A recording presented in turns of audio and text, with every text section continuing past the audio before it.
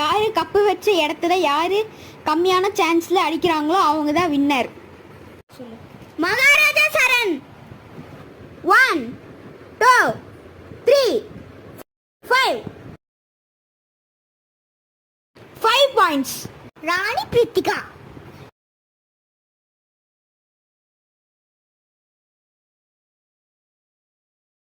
1